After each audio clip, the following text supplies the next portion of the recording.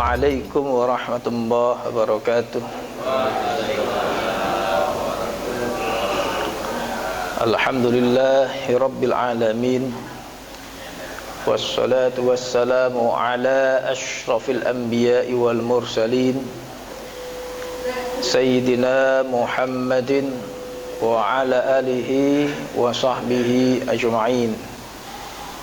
Rabbi zidni ilma warzuqni fahma.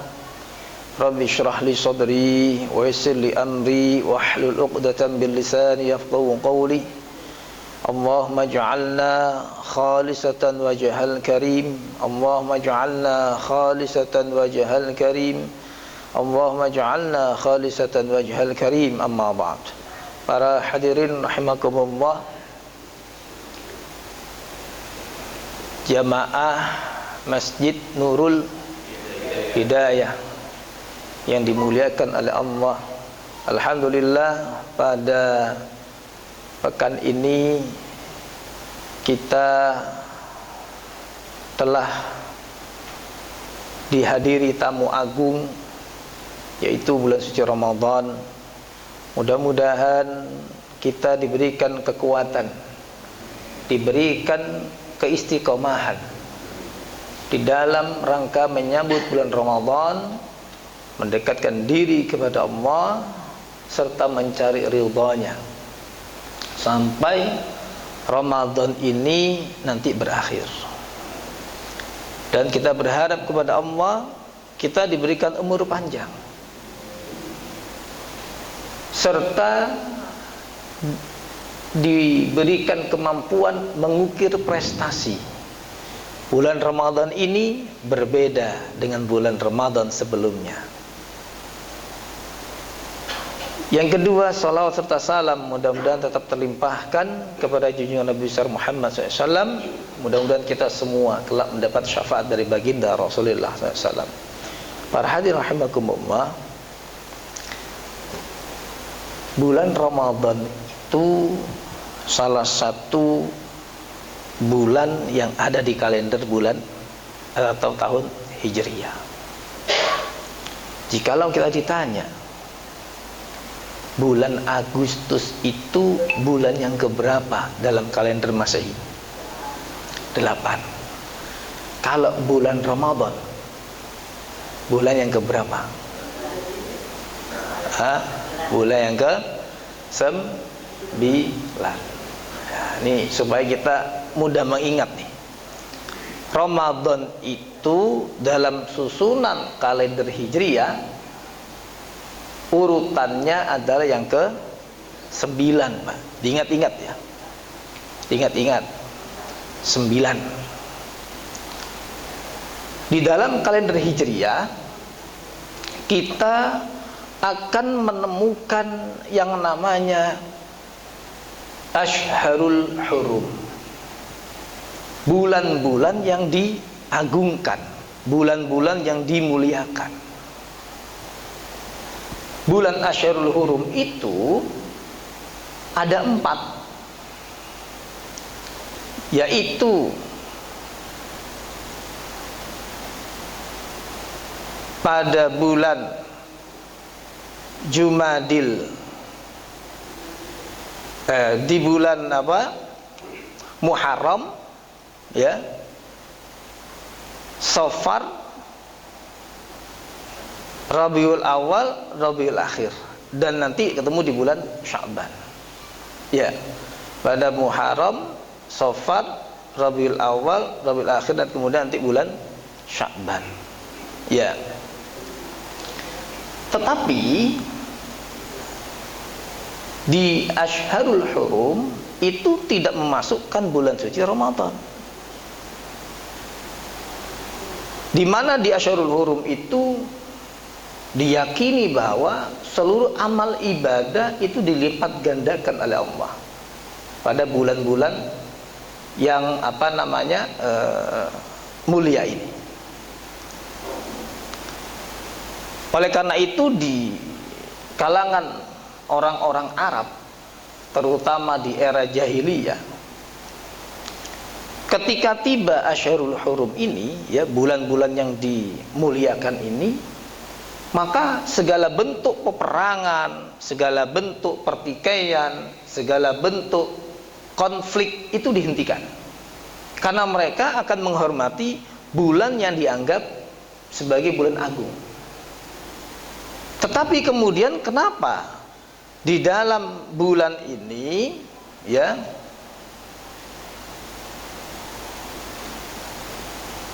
tidak memasukkan bulan bulan Ramadan? Maaf, saya ralat ya. Asyhurul Hurum itu Zulqa'dah, Zulhijjah, ini benar ya. Zulqa'dah, Zulhijjah, kemudian Muharram, baru kemudian Rajab. Ya. Zulqa'dah, Zulhijjah, Muharram, kemudian Rajab. 4 bulan ini. Tetapi tidak memasukkan bulan suci Ramadan. Kenapa bulan suci Ramadan tidak masuk dalam kategori Asyhurul Hurum? Ya, ternyata di antara alasannya adalah bulan Ramadan itu bukan hanya bulan yang dilipat gandakan dari hal aspek pahalanya, ya, tetapi bulan yang sangat mulia, yang jikalau siapapun melakukan kebaikan di dalamnya, ya, akan mendapatkan pahala yang istilahnya itu unlimited, yang pahalanya itu hanya Allah yang tahu. Di bulan Ramadan, ya, ketika seseorang menjalankan puasa, maka malaikat itu tidak lagi dapat mencatat nilai pahala puasa. Kenapa? Karena pena untuk mencatat ini getarannya luar biasa. Maka tidak heran kemudian Allah menyampaikan, wa ana ajzibi, saya yang membalasnya. Perkara urusan pahala, wallahu a'lam bishawab. Ya, ini Allahnya Allah yang tahu nilainya. Nah, di antara kelebihan dahsyatnya bulan Ramadan ini ada beberapa hal yang insya Allah ini menjadi bekal kita mumpung di awal bulan suci Ramadan, ya, mumpung di awal bulan suci Ramadan, sebagai bekal untuk semangat kita. Yang pertama adalah bulan Ramadan adalah bulan dibukanya pintu surga. Yang kedua, ditutup pintu neraka. Yang ketiga, dibelenggunya syaitan. Ya, hal ini disandarkan pada hadis Nabi.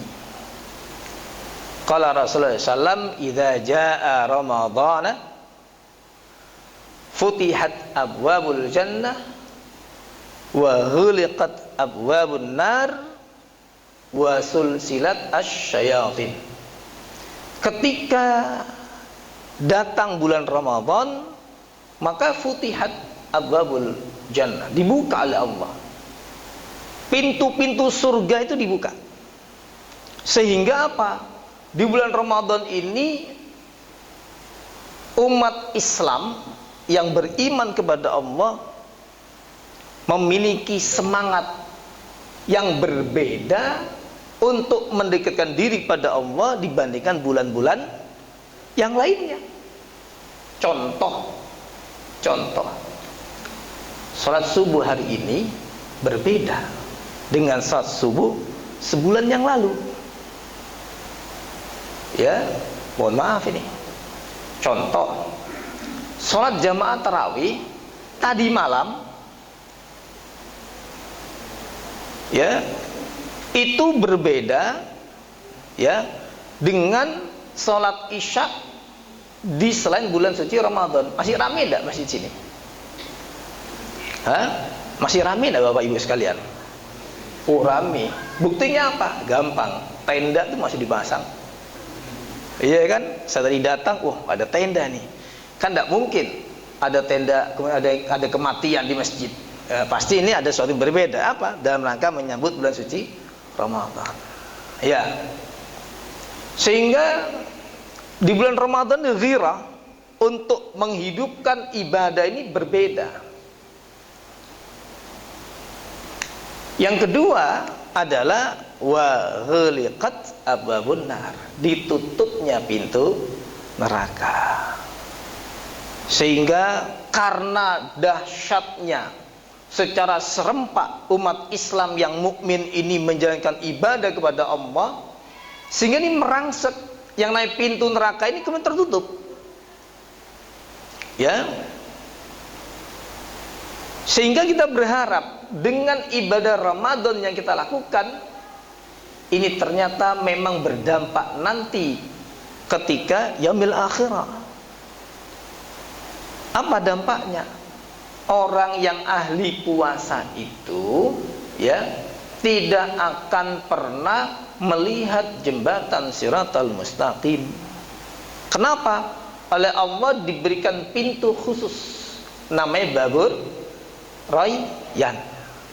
Kalau Babur Rayyan ini dikhususkan oleh Allah bagi orang yang yang ahli puasa, begitu membuka pintu itu atas perintah Allah, itu pintunya langsung menghadap ke arah halaman surga.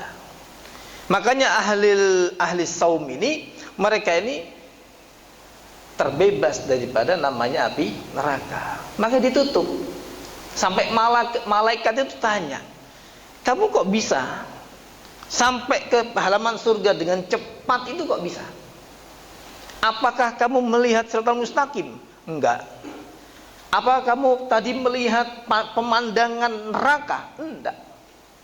Kenapa?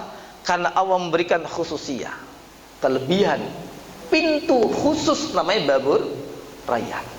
Ini diberikan hanya untuk kepada orang-orang yang ahli puasa. Ya, kehebatan ahli puasa ini.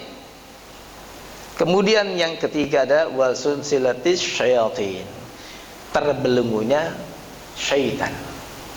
Ya, di bulan Ramadan syaitan itu adalah dibelenggu, tidak bisa mengakses, mengganggu orang mukmin yang sedang khusyuk menjalankan ibadah di bulan suci Ramadan. Pertanyaannya, masih ada enggak warung makan di siang hari yang buka? Masih. Kalau buka, masih ada enggak yang makan di bulan suci Ramadan di siang hari? Hah? Ini yakin loh ya, bukan kira-kira, ini bukan tuduhan. Ada yang makan tuh ada. Nah, kalau begitu bagaimana dengan status hadis ini? Katanya di bulan Ramadan itu abwabul jannah wa ghuliqat abwabun nar wa sulsilatis syayatin.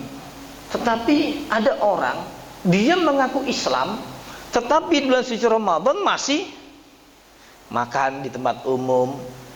Ada enggak yang masih merokok di bulan suci Ramadan di siang hari? Oh, ada. Nah, pertanyaannya bagaimana nih hadis? Benar enggak hadis ini? Ya, ini hati-hati Pak. Kadang kita nih, otak kita diotak-atik, dibolak-balik dengan pertanyaan seperti ini. Tetapi hakikat jawabannya, hadis ini sangat sahih, sangat benar, tidak diragukan lagi. Jikalau dikaitkan dengan surat Al-Baqarah tentang ayat tentang puasa. Bagian bunyinya, ya ayyuhalladzina amanu, terus kutiba alaikumus syiyamu kama kutiba alladzina min qablikum la'allakum tattaqun. Ini sangat berkaitan.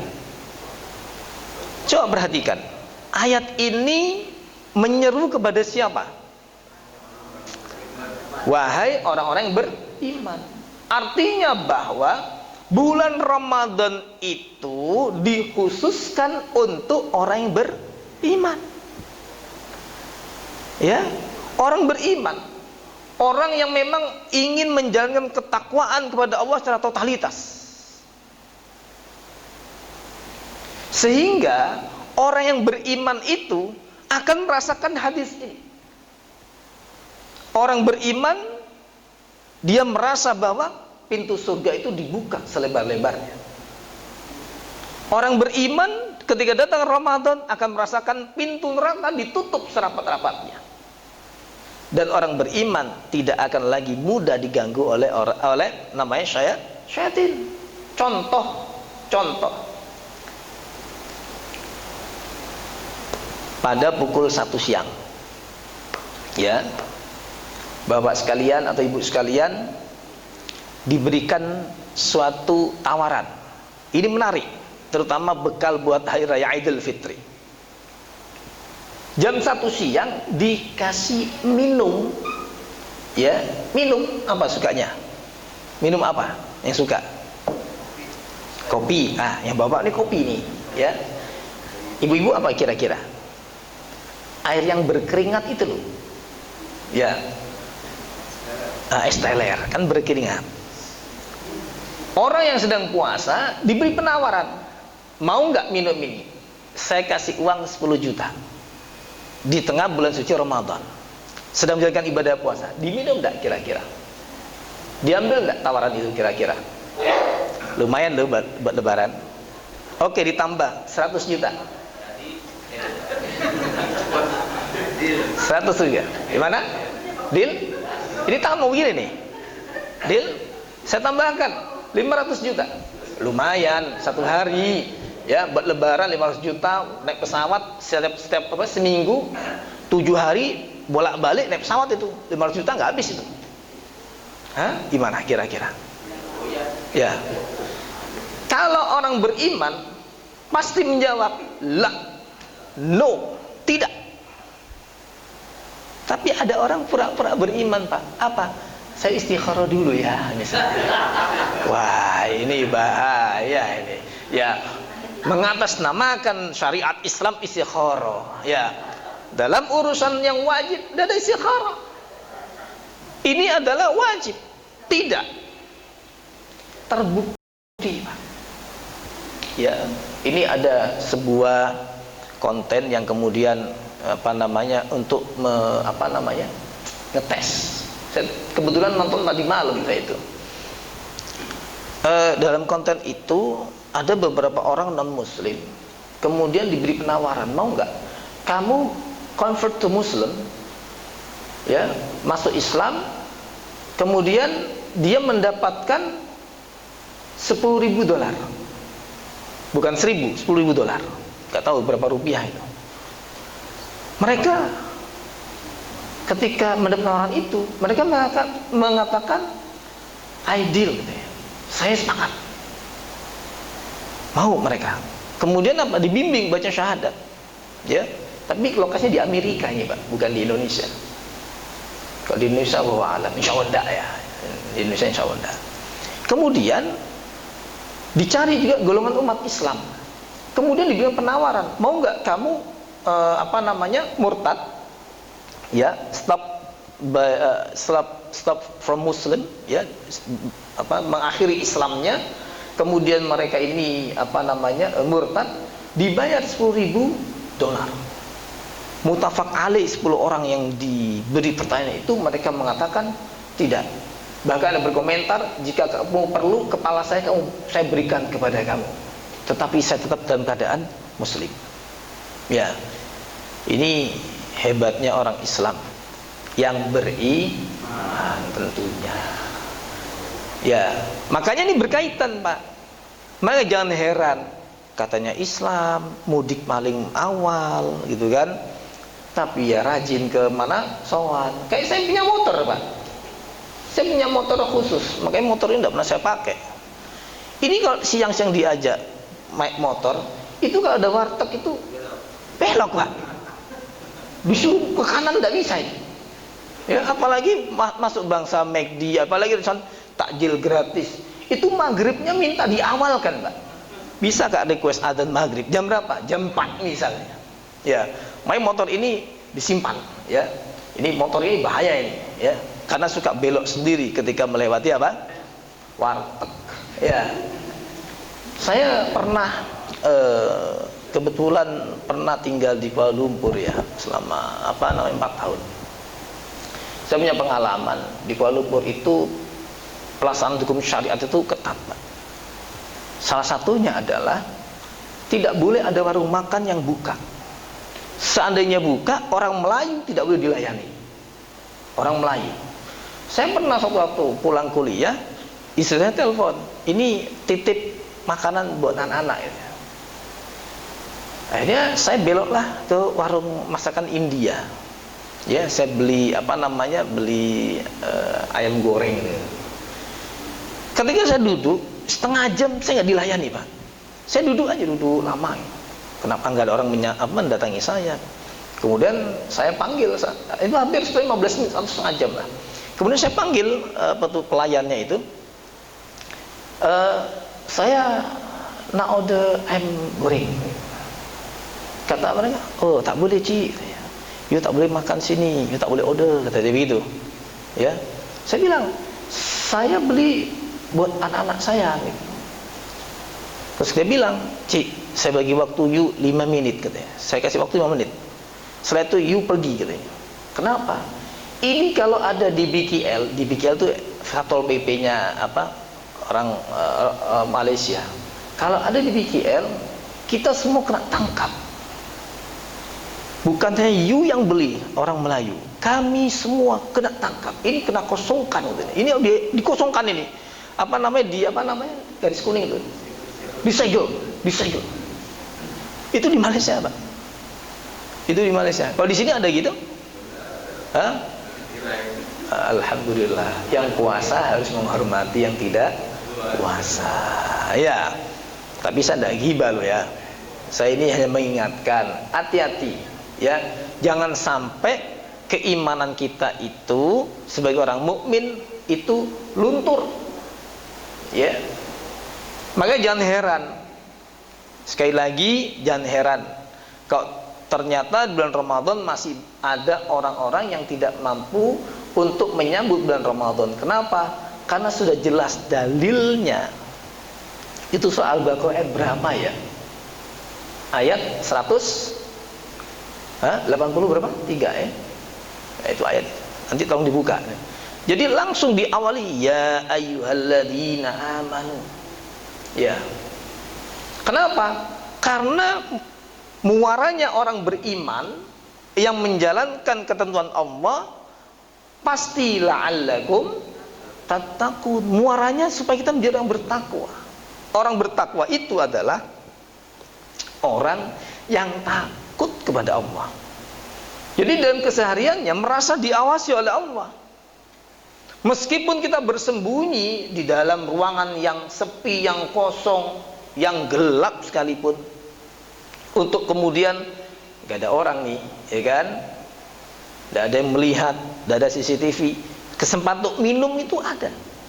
Tetapi atas nama keimanan kepada Allah, semua itu berhasil untuk ditepikan. Ya, inilah salah satu di antara dahsyatnya bulan suci Ramadan. Ya. Yang kedua,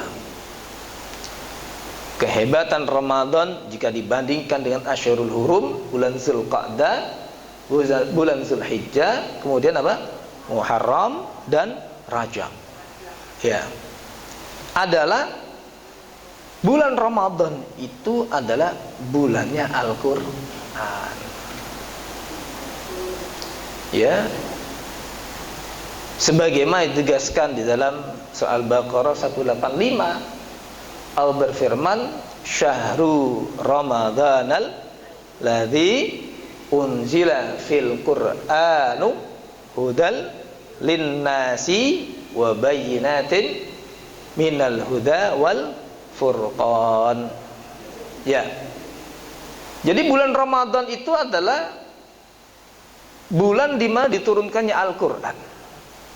Al-Quran itu sebagai apa? Sebagai hudal linnas, statusnya sebagai petunjuk bagi manusia. Wa bayyinati minal huda, sekaligus sebagai penjelasan tentang petunjuk, serta wal furqan, sebagai pembeda antara hak dan batil. Itu Al-Quran. Ya. Maka karena bulan Ramadan adalah bulannya Al-Quran, maka ya, setidak-tidaknya kita ini bisa merawat Al-Quran di bulan suci Ramadan. Gimana caranya? Caranya dengan membaca. Sebagaimana firman Allah, surat ayat yang pernah turun di Gua Hira bunyinya Iqra. Ya, baca. Cara melihat Al-Quran itu adalah membaca Al-Quran. Kita ini kan sering salah faham terhadap Al-Quran. Al-Quran dijadikan sebagai seperangkat alat apa? Alat apa namanya? Mahar. Ya, saya terima nikahnya. Seperangkat alat sholat, Al-Quran, sajadah, mukena, tunai. Kan begitu. Setelah diserahkan, yang terjadi apa? Ini Quran, kenang-kenangan waktu akad nikah. Akhirnya apa? Disimpan di almari, dikunci, hilang kuncinya. Ya, tidak pernah dibaca. Apa? Ini membawa heritage, ya, membawa kenang-kenangan. Ini mengingatkan kepada suami saya masih muda waktu itu. Ya sekarang sudah tuir gitu kan. Ya memang usianya sudah, perkawinan itu kan apa namanya ya satu untuk selamanya gitu kan. Insya Allah. Ya, ada istrinya Pak? Ada istrinya hadir ya. Kalau nggak hadir saya teruskan ini ya. Aman ya. Saya kemarin pengajian Pak di perumahan Masjid BI, diprotes saya itu gara-gara bahas masalah poligami gitu ya. Pak, lu usah ngomong poligami Pak, di sini sensitif. Waduh, salah saya gitu kan. Padahal saya ingin menjelaskan, orang kalau memahami poligami, ibu jangan khawatir Bu, yakin tidak akan poligami suaminya kalau memahami poligami secara benar. Tapi kita ngomong Ramadan ya, kembali ke tema. Ya. Oh, jangan diteruskan nih Pak ya. Para hadirin rahimakumullah, bulan Ramadan ini kan bulannya Al-Quran. Maka Al-Quran itu nanti akan berbicara. Sebagaimana Rasulullah menyampaikan, Al-Qur'anu hujjatul laka wa 'alaika. Ya, kapan itu? Ketika faraqal ar-ruhu al-badana. Ketika ruh berpisah dengan badan, kan mulut ini sudah nggak bisa bicara. Yang bicara apa? Amal baik. Salah satunya ada Al-Quran. Al-Quran mengatakan, Al-Qur'anu hujjatul laka. Al-Quran akan menjadi pembela kita. Dibela bisa-bisan kita oleh Al-Quran. Kapan? Ketika kita bisa merawat dengan cara membaca. Ini ada kisah nih. Silakan nanti yang punya tafsir Ibnu Katsir dibuka di surat Al-Mulk, surat Tabarok itu. Ya, di Google pun ada Pak. Ya, tafsir Ibnu Katsir surat Al-Mulk di ayat pertama. Itu dikisahkan ada orang itu setiap sore dia membaca surat Al-Mulk itu. Ya, juz 29. Surat yang pertama. Satu waktu orang ini wafat. Ketika wafat, ya, dalam kisah itu dalam tafsir ini, orang ini ditakdirkan mendapat ukubah, siksa neraka. Begitu kita orang disiksa, tiba-tiba muncul surat Al-Mulk. Kemudian protes kepada malaikat, apa yang kamu lakukan dengan fulan ini? Dia berdasarkan catatan amal, orang ini melakukan kesalahan, berhak mendapat ukubah fil qabri, fil barzah, ya, di alam kubur, alam barzah. Langsung, tunggu dulu, saya mau protes pada Allah. Kemudian soal Mulk itu ngomong, ya Allah, ini orang ada orang mencintai saya, mencintai surat Al-Mulk. Maka saya tidak rela kalau orang ini sampai disiksa. Kalau engkau masih menetapkan orang ini untuk tetap disiksa, biarkan saya terhapus dari kalammu sebagai kalammu dalam Al-Quran. Ya, akhirnya Allah Ta'ala memerintahkan pada malaikat untuk membebaskan si fulan ini daripada azabul qabri. Dengan sebab apa? Gara-gara dia cinta mendawamkan membaca surat Al-Mulk. Ya, ini sebagai contoh bukti kisah, ya, bahwasanya Al-Qur'anu hujjatul laka. Al-Qur'an itu pembela kita. Tetapi di sisi lain, Al-Qur'anu hujjatun 'alaika. Al-Qur'an itu menjadi fitnah buat kita. Kapan menjadi fitnah? Kalau kita tidak pandai merawat Al-Qur'an. Tidak pandai kita itu kemudian apa? Merawatnya bagaimana? Ya membaca. Ya, membaca. Ini semua nanti ini Al-Qur'an nuntut, Pak. Ya, menuntut.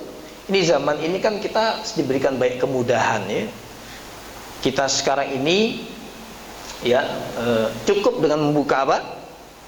Aplikasi ya, membuka HP, ternyata di dalam HP kita itu sudah ada aplikasi namanya Al-Qur'an.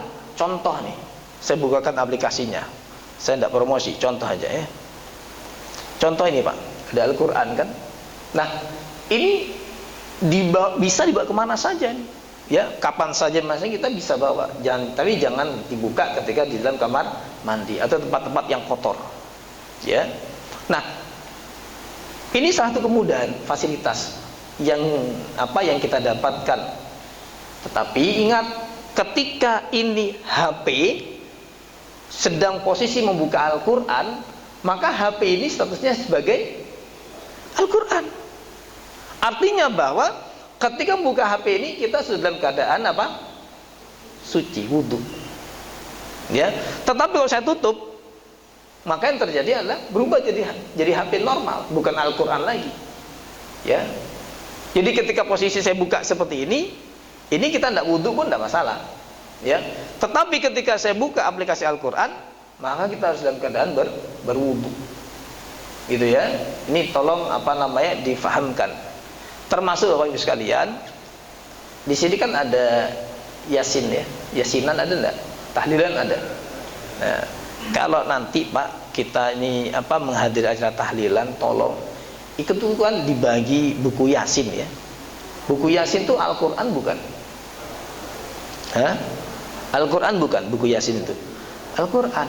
Tolong itu dijaga. Ketika dibagi ya mohon diterima dalam keadaan wudu. Kemudian ketika selesai dibaca, ini kadang orang Pak, ini kadang duduk di bawah misalnya kan, itu misalnya nih buku Yasin ditaruh tuh begini aja dia, ditumpuk di bawah gitu. Sebaiknya jangan dilakukan. Kalau mau meletakkan di bawah, minimal lah ada seperti ganjal gitu, entah itu gelas atau apa, taruh di atasnya. Kenapa? Ihtiram bil Qur'an. Kita ingin menghormati Al-Qur'an.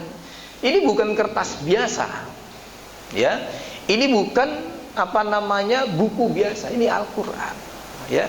Maka dari itu kita hormati Al-Qur'an, terutama di bulan suci Ramadan ya. Maka mari kita mengukir prestasi di bulan Ramadan ini berbeda dengan bulan Ramadan sebelumnya, yaitu apa? Kita menghatamkan Al-Qur'an. Kira-kira mau enggak kita hatam Al-Qur'an? Hah? Mau enggak kira-kira Bapak Ibu sekalian? Benar nih ya. Saya kasih trik menghatamkan Al-Qur'an. Tapi ini ilmunya ilmu kepepet, Pak. Ilmu kepepet ini. Ini dikeluarkan. Sakti nanti kita. Gimana caranya? Karena begini, ada orang itu di antara kita, ada yang memang sudah lancar dalam membaca Al-Qur'an. Tetapi ada di antara kita ini yang masih terbata-bata membaca Al-Qur'an. Atau di antara kita masih ada yang masih, mohon maaf, masih baru belajar mengenal huruf Al-Qur'an. Allah Maha Adil. Apakah tiga golongan ini bisa tidak menghatamkan Al-Qur'an di bulan Ramadan ini? Bisa. Asal satu, jangan malas. Kalau udah penyakit malas, selesai, game over sudah. Ya. Gimana caranya? Kalau yang memang lancar baca Al-Qur'an, jadi baca. Ya. Al-Qur'an dari awal Al-Fatihah sampai An-Nas dibaca. Ya. Kemudian ini bagi yang masih belajar baca Qur'an. Ini ada kesempatan emas untuk bisa menghatamkan Quran. Bahkan menghatamkannya lebih cepat, lebih banyak ketimbang yang bisa baca Quran. Gimana caranya? Ya, kita pakai gaya ilmu membaca Al-Quran menggunakan Al-Quran Braille. Tahu Al-Quran Braille ya? Khusus untuk orang buta. Ya. Itu cara bacanya bagaimana? Diraba. Ya, diraba bunyi tuh. Orang yang buta tuh bisa tuh. Ya. Lalu bagaimana dengan kita? Nah, ini bagi yang belum mampu membaca Al-Quran gampang. Caranya adalah ya, ini saya buatkan aplikasi Al-Quran di sini. Bentar. Caranya adalah ya. Ini kan Al-Quran. Ya, Al-Quran Bapak Ibu ya, sekalian Al-Quran. Pakai ilmu telunjuk. Lalu ini jari kita ditempelkan ke ayat-ayat Al-Quran. Ini bukan menghina Quran ini. Ini dalam rangka supaya kita juga bisa merasakan bagaimana membaca Al-Quran. Digeser disentuh kan? Sentuh aja. Pelan-pelan aja, pelan-pelan. Nyentuhnya pelan-pelan, jangan cepet-cepet. Pelan-pelan, pelan sampai sini, pindah ke bawah lagi. Terus begitu. Pak, saya udah baca Quran. Saya tidak bisa baca Quran. Ya sudah, itu caranya. Ya, sentuh terus, sentuh. Habis pindah halaman. Ya, habis sampai bawah, pindah halaman lagi. Habis pindah halaman lagi sampai kemudian hantam. Coba bayangkan. Ya, coba bayangkan. Kalau misalnya, ya, habis sholat 1 juz itu kan kurang lebih sekitar, kalau pakai rasam yang tulisan dari India itu kurang lebih 18 halaman. Ya, Quran rasam Najib namanya. Itu 18 halaman. Berarti 9 lembar. Kalau rasam yang Utsmani itu yang biasa ada di tempat-tempat kita ini, ya, itu ada, coba nanti tolong dihitung ada berapa halaman. Berapa? 10 halaman. 10 halaman ya. Berapa? 10 ya, 10 halaman. Coba bayangkan, sekali duduk kira-kira bisa enggak begini kepada halaman Quran itu sebanyak 10 lembar sekali duduk? Bisa enggak? Sanggup enggak? Sanggup. Ya, tinggal kita ini jangan sampai menghilangkan namanya hawa-hawa malas, Pak. Ini kalau sanggup, bayangkan orang yang mengaji dengan ilmu telunjuk lebih cepat mana dengan yang membaca Quran? Yang telunjuk, Pak. Ini orang kan yang nggak bisa ngaji, tapi hatam sudah 10 kali, ini orang kan begitu.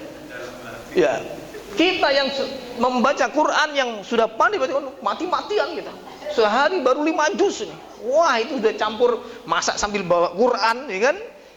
Nonton TV bawa Quran misalnya. Ya, luar biasa, effortnya luar biasa. Yang nggak bisa baca Quran punya ilmu cerdik. Bikin aja. Ya. Telunjuk ya. Berapa halaman, Mas? Saya baru 3 halaman. Alhamdulillah, 1 juz misalnya. Iya. Nah, ini apakah ini ngawur? Tidak. Kenapa? Karena ada 3 hal orang yang melihatnya maka itu berpahala.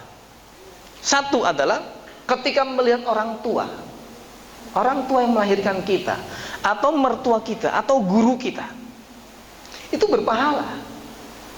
Ya, satu. Nomor 2, ketika melihat Ka'bah, kita nih, ya, misalnya lagi ibadah umrah, kemudian persis di hadapan kita ini Ka'bah yang asli, ya, maka kita lihat saja. Bahkan ini ada kilah pendapat ulama, kalau kita sholat, kalau di masjid atau di tempat selain di depan Baitullah, kita sholat mata kita menghadap ke arah sujud, gitu kan? Tapi ketika khususnya di depan Ka'bah, itu upayakan tidak lagi melihat ke tempat sujud. Lihat Ka'bah. Lihat Pak Ka'bah. Kenapa? Ya, untuk mendapatkan keberkahan daripada pahala melihat Ka'bah. Ya. Yang ketiga apa? Melihat Al-Quran. Ya. Melihat Quran, lihat aja. Ini jangan sampai tidak membaca nih, ya. Tidak membaca, melihat saja itu sudah berpahala. Apalagi sampai dibaca. Ini ada cerita, Bapak Ibu sekalian. Ya. Ada seseorang itu pura-pura bisa baca Quran. Pura-pura bisa baca Quran. Yang dilakukan adalah setiap habis sholat dia melakukan ngaji kayak tadi tuh, ya. Tapi nggak bunyi, hanya nunjuk-nunjuk gitu kan. Kemudian kita selesai, shadaqallahul adzim gitu. Ya, sudah selesai berarti. Kalau mulai bismillahirrahmanirrahim, udah. Terus gitu. Shadaqallahul adzim sampai diolok-olok sama istrinya. Pak katanya. Orang nggak bisa baca Quran aja, pura-pura baca Quran. Akhirnya apa kata suaminya? Ya emang yang saya bisa cuma ini katanya. Satu waktu orang ini wafat. Ketika wafat, akhirnya kan ya ditalkin kan. Ya, mentalkin ini salah seorang kiai lah, ustadz yang ada di kampung itu. Selesai malamnya kiai ini itu ya dengan izin Allah, orang ini melewati area pemakaman. Dia heran, kaget. Kok ternyata makam yang tadi sore dimakamkan ini seperti berbeda, seperti ada cahaya gitu. Sehingga penasaran. Kemudian diperhatikan, oh ini sepertinya mayat apa jenazah yang tadi sore. Ini kok berbeda nih, kok baunya bau harum gitu kan. Terus ada seperti cahaya. Akhirnya apa? Didatangilah keluarganya, tanya, ibu, amalan bapak ini ketika hidupnya apa? Apakah dia ahli qiyamul lail? Enggak, suami saya sholat itu cuma 5 waktu. Ahli puasa enggak? Puasa cuma Ramadan. Coba diingat-ingat, amalan apa ibu yang biasa lakukan oleh almarhum ini? Diingat-ingat oleh istrinya. Ternyata, oh bapak itu mendawamkan setiap selesai sholat membaca Al-Quran. Wah ini kata Kiai, cuman bacanya itu pura-pura pak katanya. Iya. Gimana pura-pura? Pakai jari ini Qurannya ditunjukkan. Ini apa namanya lidiknya nih ini katanya. Kemudian Kiai ini, Ustadz ini berhusnudzon. Oh jangan-jangan ini amal yang istiqomah ya, selain ibadah yang wajib itu merawat Al-Quran. Ya maka dari itu ya, mudah-mudahan kisah ini menjadi inspirasi buat kita. Ya, mari kita ukir prestasi di bulan Ramadan ini dengan membaca Al-Quran, dengan menghatamkan Al-Quran. Ya, kenapa? Mudah-mudahan Al-Quran nanti hujatul laka, menjadi pembela kita.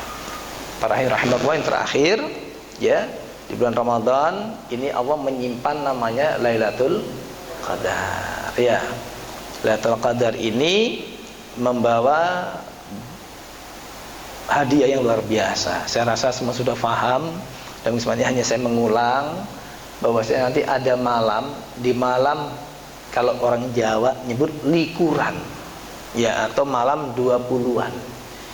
Itu Allah Ta'ala menyimpan Lailatul Qadar. Makanya dalam hadis Nabi sampaikan taharau Lailatul Qadri ya fi awakhir ishrina syahri Ramadan. Carilah Lailatul Qadar di 10 malam terakhir di bulan Ramadan. Ya, kita berburu. Apakah di malam 21? Apakah di malam genap? Apakah di malam ganjil, malam 22? Kita tidak mengkhususkan. Malam 20 terakhir kita lebih kuatkan semangat kita, ya. Yang dimaksud qiyamul lail itu apa? Yaitu menghidupkan malam-malam di akhir bulan Ramadan, termasuk qiyamul lail itu adalah menjalankan sholat tarawih. Ya, kita tarawih itu qiyamul lail sudah. Ya, mudah-mudahan dengan melaksanakan tarawih itu kita mendapatkan keberkahan daripada Lailatul Qadar, yang mana lebih baik, bukan sama dengan, lebih baik daripada apa? Khairum min alfi syahr. Ya, Lailatul Qadri khairum min alfi syahr. Malam Lailatul Qadar itu lebih baik, bukan sama dengan, ya, lebih baik daripada 1000 bulan. Artinya siapa mendapatkan kebaikan ini, itu keberkahannya terserah Allah. Karena ini sekali lagi Ramadan itu adalah ibadah unlimited, ya, ibadah yang tidak terbatas dari aspek kebaikannya. Maka dari itu ini alhamdulillah kita diberikan kesempatan untuk kemudian berjumpa dengan bulan Ramadan. Marilah kita ukir prestasi, Marilah kita perbaiki amal ibadah kita. Ramadan tahun ini lebih baik daripada Ramadan tahun-tahun berikutnya. Dan terakhir saya sampaikan tata cara sholat tarawih. Ya, sholat tarawih itu dilakukan setelah selesai menjalankan sholat isya. Jangan tarawih dulu baru sholat isya, kebalik, nggak sah. Ya, misalnya datang ke masjid, waduh, tarawih udah mulai. Saya belum sholat isya, udah sholat isya aja dulu. Baru selesai isya, baru bergabung dengan jamaah, dengan imam melaksanakan sholat tarawih. Dan kalau ilmu kepepet lagi, Pak. Ini ilmu kepepet saya beri ini. Ya, ini ilmu mahal ini, ya. Ilmu Quran kepepet, oh mahal, ya. Yang terakhir nih, ya, ilmu kepepet sholat tarawih. Jangan pernah meninggalkan malam Ramadan kecuali kita sudah sholat tarawih. Kenapa?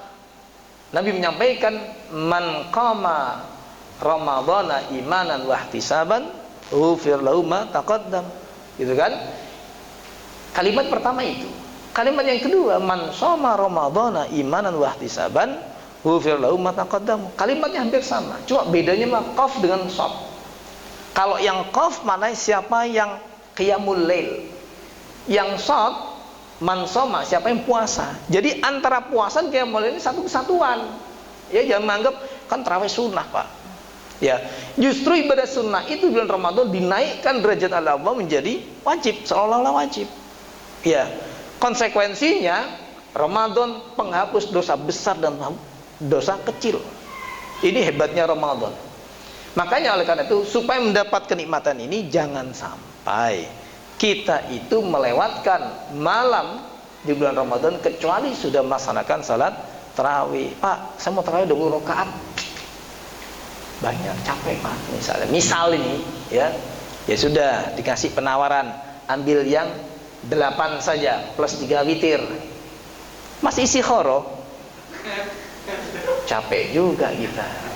Habis apa ngantarkan apa namanya klien, Pak, mengantarkan apa namanya customer.